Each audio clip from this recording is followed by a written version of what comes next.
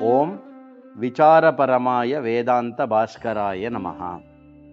காலஹ ஸ்வபாவோ நியதிஹி பஞ்சபூதானி வா ததா ஆத்மா வா ஜகதோ ஹேதுஹு சிந்தியம் வேதாந்த பாஸ்கரஹ. ஜகதஹ ஹேதுஹு காலோ வா ஸ்வபாவோ வா நியதிர்வா பஞ்சபூதானி வா அथवा ஆத்மா इति ऋषयः चिन्तयन्ति. अद्य दिनस्य विषयः महर्षीणां विचारक्रमः. अद्य दिनाङ्कः मार्च् मासे 24 दिनः. இன்றைய சிந்தனைக்கு நாம் எடுத்துக்கொள்வது ஸ்வேதாஸ்வதர உபனிஷத்தினுடைய முதல் அத்தியாயத்தில் இருக்கக்கூடிய 2வது மந்திரம்.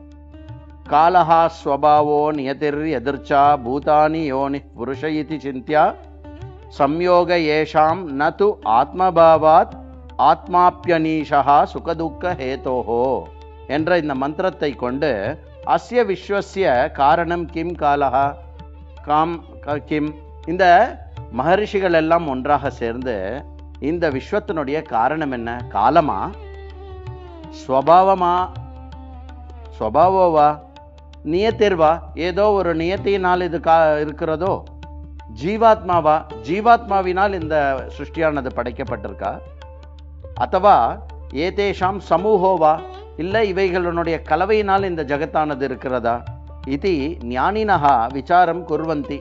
இப்படி சான்றோர்கள் விசாரம் செய்தார்கள்.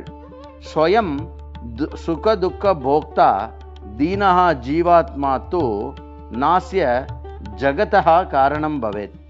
வெறும் சுக துக்கத்தை போகிக்கின்ற இந்த ஜீவாத்மாதான் காரணமே வழிந்து இந்த ஜகத் சுக துக்கத்துக்கு போக்துக்கு காரணம் கிடையாது.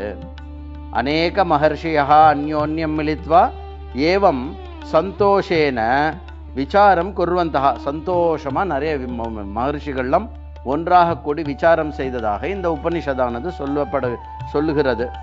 இமம் பிரபஞ்சம் திருஷ்டுவா எஸ்ய கஸ்யாபி ஆச்சரியம் பவதி. இந்த பிரபஞ்சத்தை பார்த்து ஆச்சரியம் மிகுந்து அத்புதமேவ இதம் விஸ்வம் நாம, இந்த விஸ்வம் என்றால் அத்புதமானது.